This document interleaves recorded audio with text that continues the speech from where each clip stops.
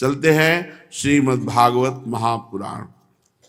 करुणा में भगवान श्री कृष्ण और बलराम जी, ये अनंत शेषावतार बलराम जी, अनंत महिमायुक्त भगवान श्री हरि श्री कृष्णचंद्र जी ब्रज में विराजमान है। लेने के लिए अक्रूर जी को भेजा है कंस ने। कल आपने सुना अक्रूर जी की कितनी महामहिमी स्थिति थी। भगवान के चिंतन में पूरा दिन व्यतीत हो गया। संध्या काल के समय ये पहुंचे। जैसी भावना की थी वैसे ही दर्शन हो रहे हैं। भावना की थी जब मैं पहुंचूंगा तो श्री कृष्ण बलराम गौशाला में होंगे, वो देखते ही हम उनके चरणों में गिरेंगे। तो जहां गए तो पहला दर्शन हुआ। पीछे का बड़ा मंगलमय कल चर्चा थी, भगवान के चरण चिन्हों को देखकर लौटना, व्याकुल हो जाना और भगवान की ही भावना में डूबे हुए आना। तो ददर्श कृष्णम रामम च ब्रजे गोदोहनम गतौ पीत नीलांबर धरौ शरदंबुरुहे क्षणौ किशोरौ श्यामल श्वेतौ श्रीनिकेतौ बृहद्भुजौ सुमुखौ सुंदरवरौ बालद्विरद विक्रमौ। ब्रज में जब अक्रूर जी पहुंचे तो भगवान श्री कृष्ण और बलराम दोनों भाई गाय दुहने के स्थान में विराजमान थे। देखा अक्रूर जी ने भगवान श्याम सुंदर श्री कृष्ण पीतांबर धारण किए हुए, गौर सुंदर बलराम जी नीलांबर धारण किए हुए, उनके नेत्र शरतकालीन कमल के समान खिले हुए। उन्होंने अभी किशोर अवस्था में प्रवेश किया है। वे दोनों गौर श्याम निखिल सौंदर्य की खान, घुटनों का स्पर्श करते हुए लंबी लंबी भुजाएं, अजान बाहु, सुंदर मुखारविंद, परम मनोहर, गज शावक के समान ललित चाल और भगवान के श्री चरण कमलों में ध्वजा, वज्र, अंकुश और कमल के चिन्ह थे। ध्वज वज्रांकुशाम भोजैस् चिन्हितैरंघ्रिभिर्व्रजं शोभयन्तौ महात्माना वनुक्रोशस्मिते क्षणौ। भगवान के चरणों में ध्वजा, वज्र, अंकुश, कमल आदि के चिन्ह थे। जब भगवान चलते तो उन चिन्हों से पृथ्वी सुशोभित होती। चिन्ह, भगवान के चरण चिन्ह पृथ्वी में अंकित हो जाते। बड़ी शोभा पृथ्वी की। मंद मंद मुस्कान, चितवन ऐसी मानो दया की वर्षा हो रही हो। वे उदारता की तो मानो मूर्ति थे। उनकी एक एक चेष्टा, लीला, उदारता और सुंदर कला से भरी थी। और गले में बनमाला, मणियों के हार जगमग जगमग कर रहे थे। अभी अभी स्नान करके निर्मल वस्त्र पहने थे। शरीर में पवित्र अंगराग चंदन का लेप किया गया था। परीक्षित, अक्रूर जी ने देखा जगत के आदि कारण, जगत के परमपति पुरुषोत्तम संसार की रक्षा के लिए अपने संपूर्ण अंशों से बलराम और श्री कृष्ण के रूप में अवतीर्ण होकर अपनी अंग कांति से दिशाओं के अंधकार को दूर कर रहे। इतने सुंदर लग रहे थे जैसे सोने से मढ़े हुए मरकत मणि, स्वर्णिम कांति पीतांबर की और अंग कांति मरकत मणि की। ऐसा लग रहा था जैसे सोने से मढ़ा हुआ मरकत मणि हो।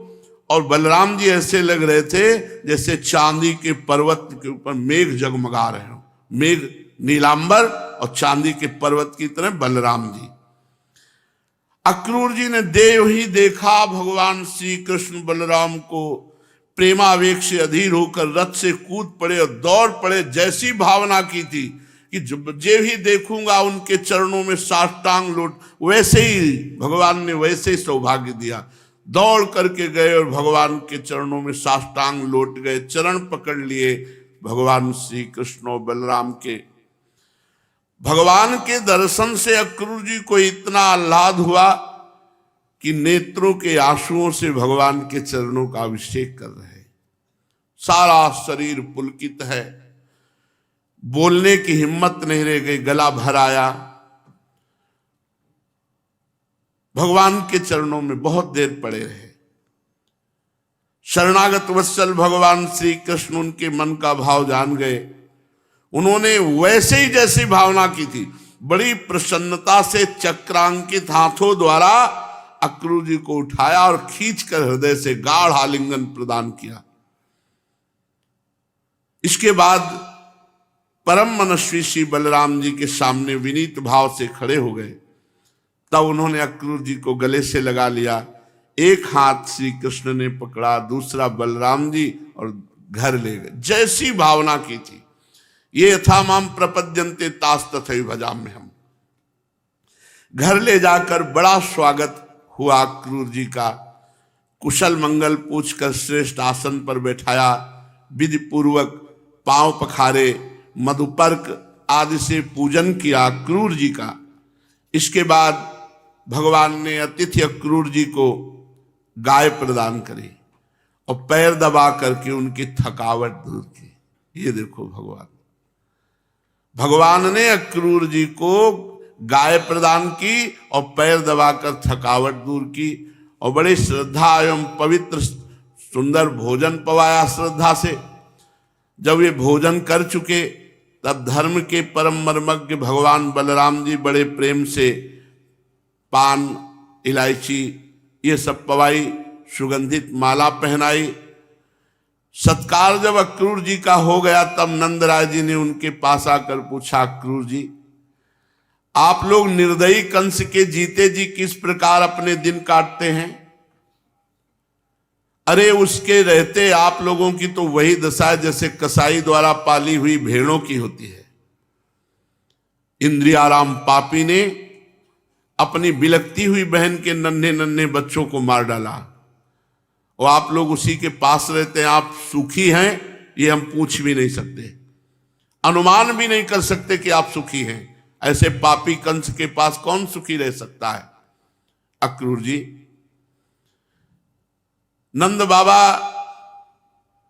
अक्रूर जी से ऐसी वार्ता कर रहे हैं। बड़ा सम्मान अक्रूर जी का हुआ था। भगवान के चिंतन में वो शिथिल थे। उस समय कोई उत्तर नहीं दिया। भगवान श्री कृष्ण बलराम जी अक्रूर जी के पास बैठ गए। बड़ा पलंग था। जैसी जैसी अभिलाषाएं मार्ग में की थी, भगवान वो सब पूरी कर रहे। लक्ष्मी जी के आश्रय स्थान भगवान श्री कृष्ण प्रसन्न हो जाए तो त्रिभुवन में कौन सी ऐसी वस्तु है जो अप्राप्य हो? भगवान परम प्रेमी भक्तजनों की हर कामना को पूर्ण करते हैं। अगर कामना भक्त ना करे तो भगवान संसार का विषय नहीं देते अपने भक्त को। देवकी नंदन भगवान श्री कृष्ण, सायंकाल का समय है, पुनः अक्रूर जी को भोजन कराया और फिर अक्रूर जी के पास बैठकर भगवान बातें करने लगे। चाचा जी, आपका हृदय बड़ा शुद्ध है, आपको यात्रा में कोई कष्ट तो नहीं हुआ? स्वागत है, स्वागत है। मैं आपकी मंगल कामना करता हूं। मथुरा के हमारे आत्मीय, सुहृद, कुटुंबी, अन्य संबंधी सब कुशल स्वस्थ है ना?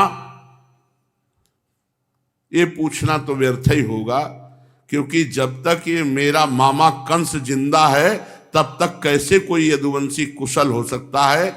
ये हमारे कुल के लिए भयंकर कलंक है, व्याधि है।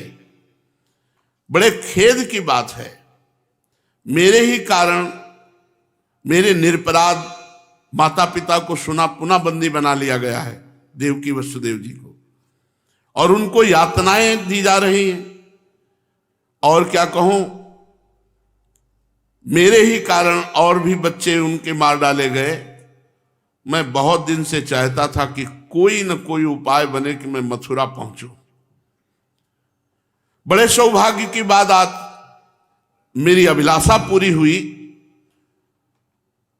सौम्य स्वभाव चाचा जी, अब बताने की कृपा करेंगे कि शुभागमन का क्या संकल्प है, आपके आने का संकल्प क्या है।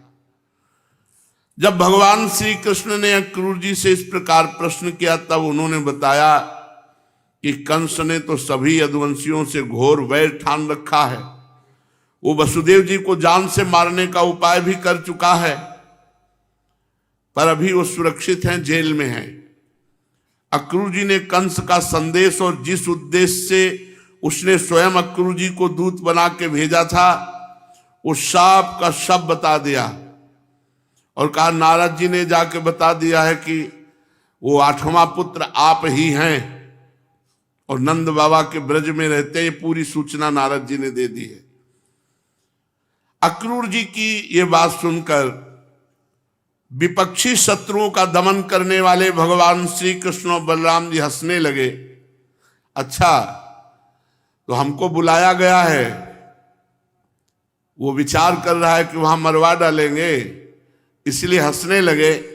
इसके बाद नंद बाबा से कहा कि देखो अक्रूर जी क्या आज्ञा करते हैं, इनकी बात सुनो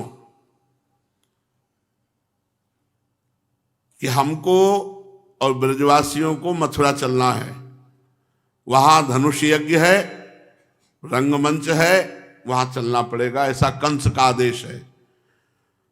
बाबा बहुत सहम गए कि इतने राक्षस तो यहां भेज चुका है, जब वहां जाएंगे तो क्या हो जाएगा। भगवान ने आज्ञा करी, तैयार हो जाइए। बाबा ने समस्त गोपों को आज्ञा दी, गोरस, घी, ये मक्खन, ये सब कंस की भेंट के लिए एकत्रित करो। छकड़े जो तो कल प्रातः काल हम सब मथुरा की यात्रा करेंगे और वहां चलकर राजा कंस को कर देंगे ये गोरस, मक्खन, घी आदि।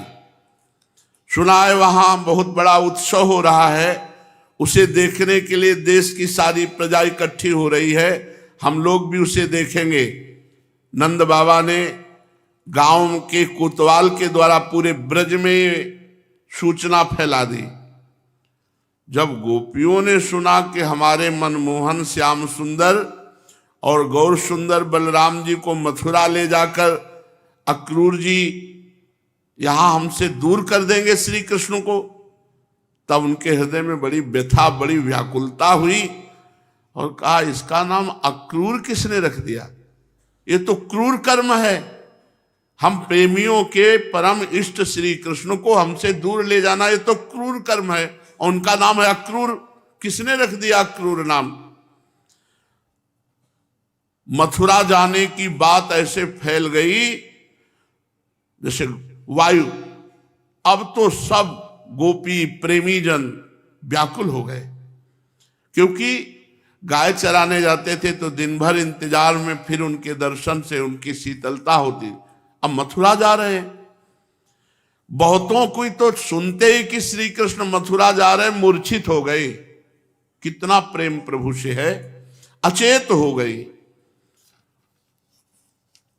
भगवान मथुरा जा रहे हैं, बात सुनते ही गोपियों के अंदर भारी वृथा, कोई कोई तो भगवान के ध्यान में समाधिस्थ हो गई। शरीर संसार का कोई स्मरण ही नहीं रहा। बहुत सी गोपियों के सामने भगवान श्री कृष्ण का प्रेम, उनकी मंद मंद मुस्कान और हृदय को स्पर्श करने वाली विचित्र पदों से युक्त मधुर वाणी, ये सब याद आने लगी। मथुरा जाने की बात सुनकर के भारी व्याकुलता गोपियों में, मानो उनको पता है कि अब ये यहां से गए तो फिर गए। गोपियां मन ही मन श्री कृष्ण की लटकीली चाल, भाव भंगी, प्रेम भरी मुस्कान, चितवन, सारे शोकों को मिटा देने वाली वो मुस्कुराहट, उदारता भरी लीलाओं का चिंतन करने लगी और विरह के भय से कातर हो गई।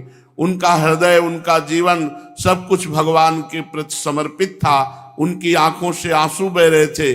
झुंड की झुंड गोपियां इकट्ठी हो गई और बात करने लगी।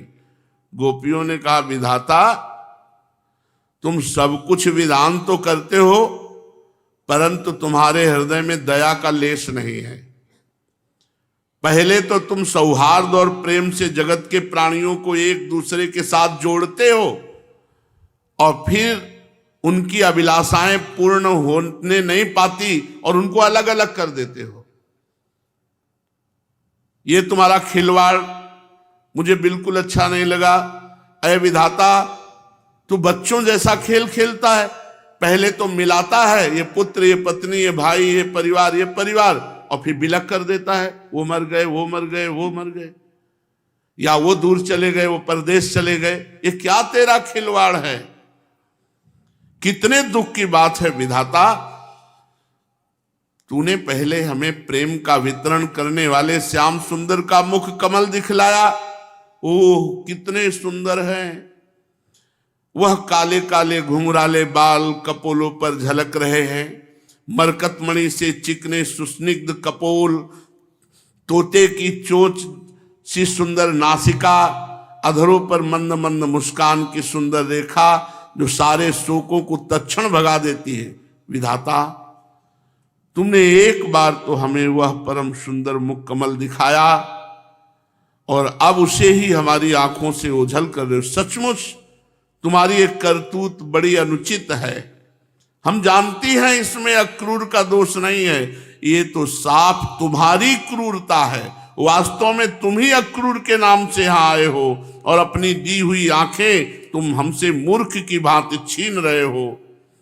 इन आंखों के द्वारा हम श्याम सुंदर के एक एक अंग में तुम्हारी सृष्टि का संपूर्ण सौंदर्य निहारती रहती थी। विधाता, तुझे ऐसा नहीं करना चाहिए। हमसे श्याम सुंदर को दूर नहीं भेजना चाहिए। अहो, ये नंद नंदन को भी नए नए लोगों से ने लगाने की चाट पड़ गई है। देखो तो सही, कहां गया इनका प्यार, इनका प्रेम। एक क्षण में मथुरा के लिए तैयार हो गए। हम तो अपने घर द्वार, स्वजन संबंधी, पति पुत्र सबको छोड़कर इनकी दासी बनी। इन्हीं के लिए आज हमारा हृदय शोकातुर हो रहा है, परंतु ये ऐसे है कि ये तैयार हो रहे हैं मथुरा जाने के लिए। आज की रात प्रातःकाल मथुरा वासियों के लिए, वहां की स्त्रियों के लिए निश्चय बड़ा मंगल प्रभात होगा। उनकी बहुत दिनों की अभिलाषाएं अवश्य ही पूरी होंगी। ये हमारे ब्रजराज श्याम सुंदर अपनी तिरछी चितवन मंद मंद मुस्कान से युक्त मुखारविंद का मादक मधु जब वितरण करेंगे और मथुरापुरी में प्रवेश करेंगे तो सब मथुरावासी उसका पान करके धन्य धन्य हो जाएंगे। यद्यपि हमारे श्याम सुंदर धैर्यवान होने के साथ ही नंद बाबा आदि गुरुजनों की आज्ञा में रहते हैं, तथापि मथुरा के प्रेमी और वहां की युवतियां इनके मधु के समान वचन और इनका रूप देखकर बरबस लुट जाएंगे इनके ऊपर। इनकी सलज्ज मुस्कान, विलासपूर्ण भावभंगी, ऐसी कौन ऐसा है जिसके चित्त को न चुरा ले। हमें लगता है ये मथुरा चले जाएंगे तो फिर हम ग्वालिनों के पास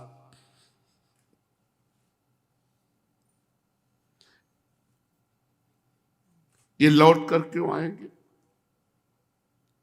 श्याम सुंदर, तुम हमारे जीवन हो। हम तो धन्य मानती हैं मथुरा के वासियों को, क्योंकि वो हमारे श्याम सुंदर को नेत्र भरकर पान करेंगे। आज मथुरा में महान उत्सव है। ये रमा रमण गुण सागर नटनागर देवकी नंदन श्याम सुंदर का वो दर्शन करेंगे, निहाल हो जाएंगे। देखो सखी, ये अक्रूर कितना निठुर है। थोड़ी देर चित्त लगा के देखो, जो रात दिन भगवान का दर्शन करते हैं, भगवान से उनके सामने से प्रभु जा रहे हैं, क्या हालत हुई। अपने लोग तो केवल कथा सुन रहे हैं, कह रहे हैं। उनका हृदय देखो, थोड़ी देर उनके हृदय में हृदय की भावना को मिलाने को, क्या विकलता होगी गोपियों के हृदय में, क्या दशा हो जाएगी मैया की। लेकिन ये बाह्य लीला है।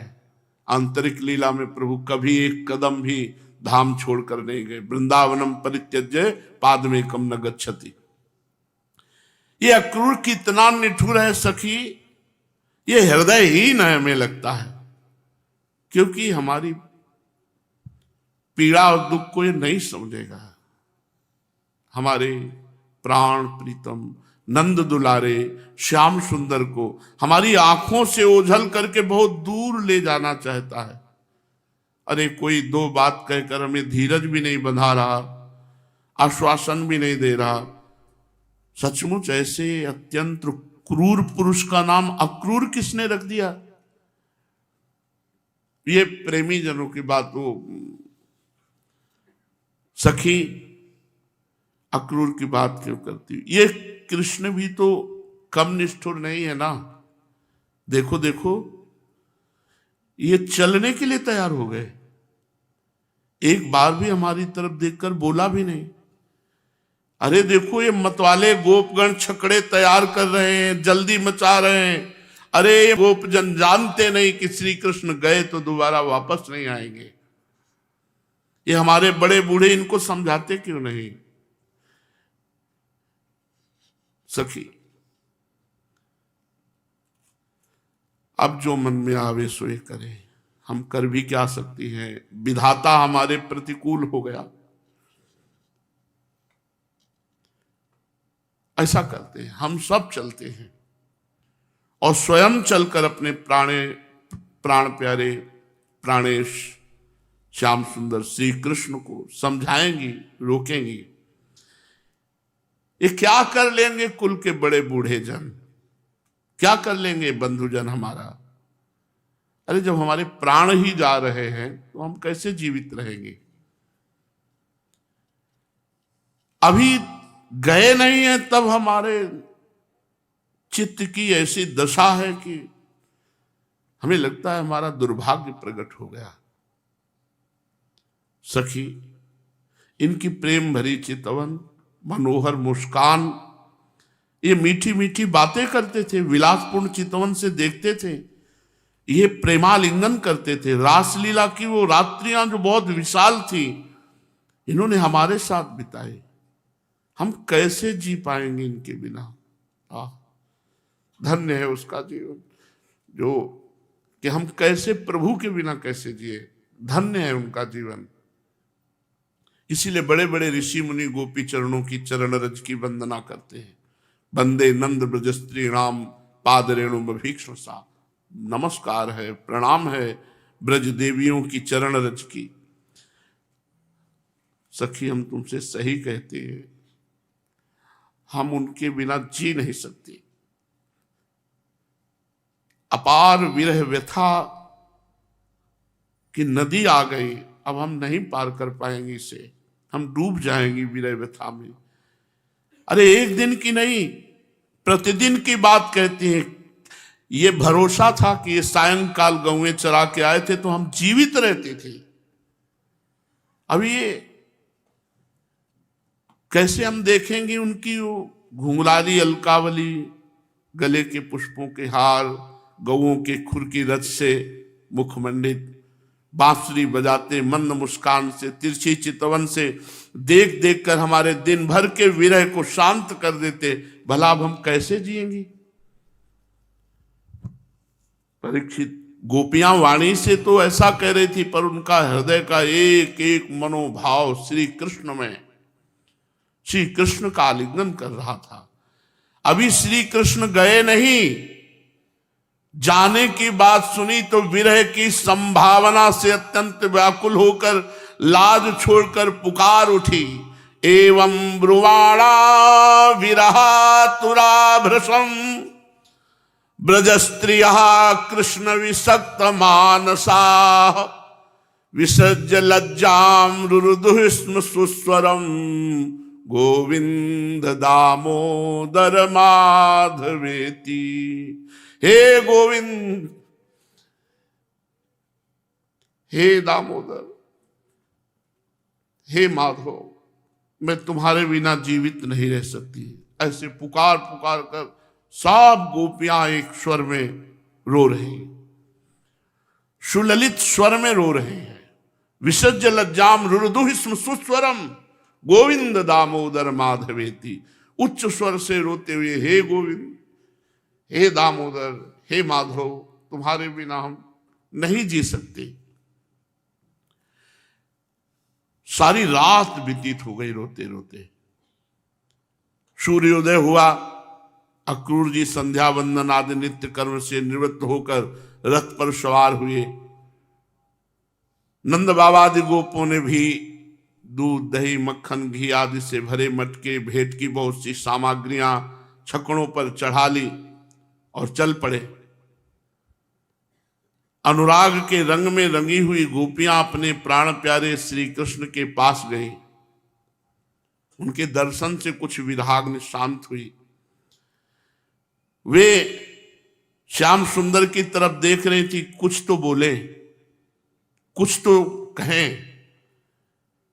यदुवंश शिरोमणि भगवान श्री कृष्ण ने देखा कि गोपियों के हृदय में बड़ी विराग्नि जल रही, संतप्त हो रहे, तो इतना कहा कि मैं आऊंगा, बस मैं आऊंगा।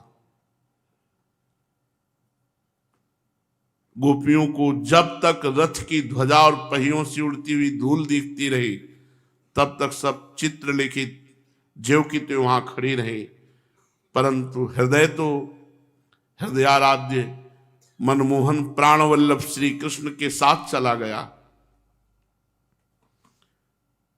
बस एक शब्द जीवित रखे था, मैं आऊंगा, बस यही शब्द उन्होंने कहा है, मैं आऊंगा।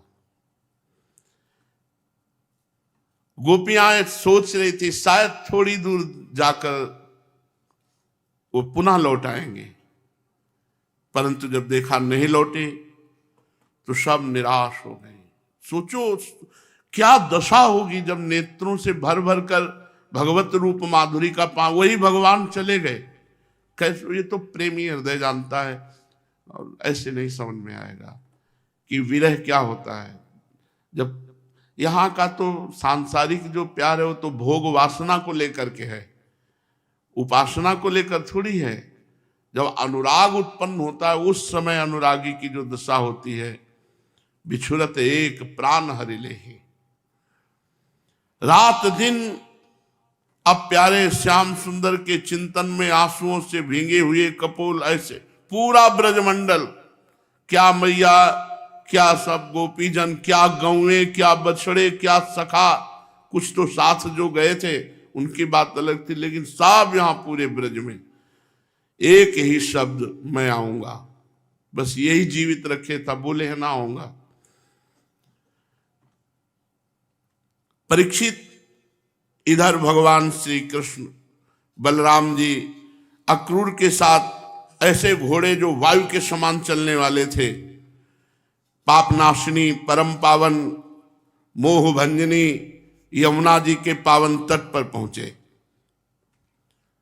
वहां भगवान श्री कृष्ण बलराम जी ने मुख धोया और जैसा भगवान के श्रीअंग का रंग है ऐसा यमुना जी का श्याम रंग, जल पिया। इसके बाद बलराम जी और भगवान श्री कृष्ण झुरमुट के समीप खड़े रथ पर जाकर बैठ गए। अक्रूर जी ने दोनों भाइयों को जब रथ में बैठा करके ले आ रहे थे तो उनके मन में बड़ी शंका हुई कि मैं बड़ा अनर्थ कर रहा हूं।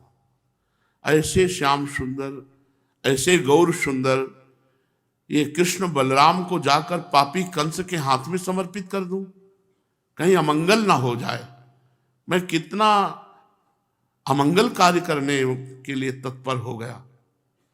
यही सोच रहे थे कि भगवान ने आज्ञा करी, चाचा जी ये अनंत तीर्थ ब्रह्महृद है, इसमें स्नान कर लो।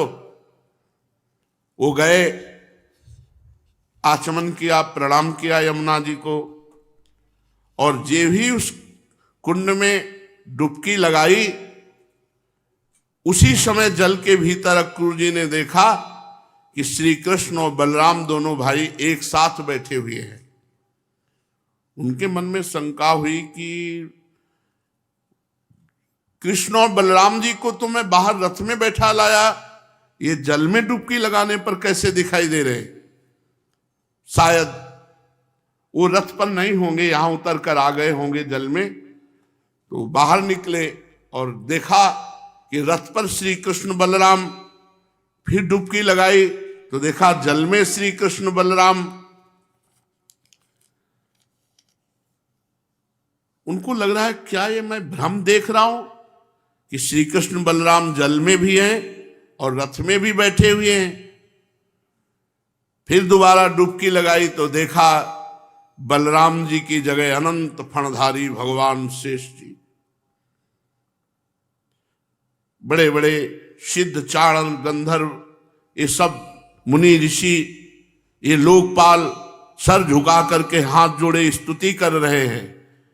शेष जी के 1000 सिर हैं, प्रत्येक फण पर दिव्य मणियां, कमल नाल के समान उज्जवल शरीर पर नीलांबर, और उनकी गोद में श्याम मेघ के समान भगवान श्री कृष्ण रेशमी पीतांबर पहरे हुए शांत भाव से, कमल के रक्त दल के समान रत्नारे नेत्र, बड़ा सुंदर मुखारविंद और मुस्कुराहट प्रकट हो रही, चितवन चित्त को चुराए ले रही, बहुत सुंदर भौहें, नासिका सुघड़, सुंदर कान, कपूल, लाल लाल अधरों की छटा निराली।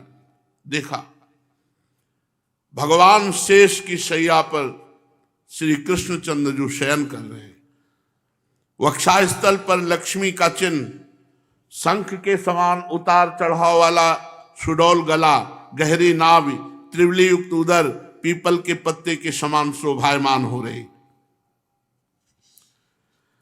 अक्रूर जी ने देखा भगवान के श्री अंगों को, जिनमें मणियों से जटा हुआ मुकुट, कड़े, बाजूबंद, करधनी, हार, नूपुर, कुंडल, सुंदर यज्ञोपवीत दिव्य मूर्ति अलंकृत, एक हाथ में कमल, शेष 3 हाथों में शंख, चक्र और गदा, गले में कौस्तुभ मणि, बनमाला, नंद, सुनंद, जय विजय, ये सब भगवत पार्षद वहां विराजमान हैं। और सनकादि परम ऋषि सनक सनंदन सनातन सनत कुमार, ब्रह्मा, महादेव, देवता, सर्वेश्वर, मरीच आदि 9, प्रजापति, प्रहलाद, नारद, बड़े बड़े भक्त, 8 वसु, ये सब स्तुति कर रहे हैं। ये अक्रूर जी ने देखा महामहिमा भगवान की। साथ में देखा श्री, पुष्टि, सरस्वती, कांति, कीर्ति, तुष्टि, ये सब भगवान की दिव्य शक्तियां, वहां माया, लादिनी, संधिनी, ये सब शक्तियां वहां मूर्तिमान विराजमान है। कांपने लगे अक्रूर जी, भगवान का ऐसा स्वरूप। भगवान ने दिखाया कि देख कंस मार सकता है मुझे, अपना वैभव दिखाया। अब तो परम भक्ति से युक्त प्रेममय हो गया, सारा हृदय आनंद के आवेश से पुलकित, प्रेम भाव का उद्रेक, आंखों से आंसू बह रहे। अक्रूर जी ने अपना साहस बटोरा। ये नहीं कि केवल कोरी भावना हो, नजदीक गए और भगवान के चरणों में प्रणाम किया, सर रख दिया, हाथ जोड़कर धीरे धीरे गदगद वाणी से अक्रूर जी भगवान की स्तुति करते हैं। बड़ी सुंदर भगवान की अक्रूर जी ने स्तुति की है, तो इसका श्रवण आगे करेंगे, जिससे ध्यानपूर्वक हम भगवान की महिमा को सुन सके। जल्दीबाजी में ग्रहण करना नहीं, उस समय भी हो गया, पर हम ये बताना चाहते हैं कैसे भी भगवान से जुड़ जाओ, धन के लोभ से जुड़ जाओ, दुख निवृत्ति के लोभ से जुड़ जाओ, भगवान को जानने के भाव से जुड़ जाओ, भगवान को पाने के भाव से जुड़ जाओ, कैसे भी भगवान से जुड़ जाओ, इनका स्वभाव और प्रभाव ऐसा है कि उसी दिन से आपका परम मंगल शुरू हो जाएगा। लेकिन परम मंगल आपके अनुसार नहीं होता, ये बात ध्यान रखना। तुम सोचते हो ये काम बन जाए तो परम मंगल हो जाएगा, ये बात बन जाए तो परम मंगल हो जाएगा, लेकिन अल्पज्ञ हो। भगवान दूर की देखते हैं कि इससे इनका मंगल हो जाएगा, तो भगवान पूरी नहीं करेंगे। वो मंगल भवन है, वो मंगल ही तुम्हारा करेंगे। इसलिए दृढ़ विश्वास रख के एकमात्र केवल भगवान का आश्रय भरोसा और खूब नाम जप, और जितना बन सके अच्छे आचरण करो, अच्छे चरित्रवान बनो, तो भगवान की कृपा से ये जन्म सार्थक हो जाएगा। नहीं तो रोज की रोज आयु क्षीण हो रही, श्वासें जा रही, हम मृत्यु के नजदीक जा रहे हैं, हमारा ये जीवन छिना, फिर हमसे कोई साधना नहीं बनेगी।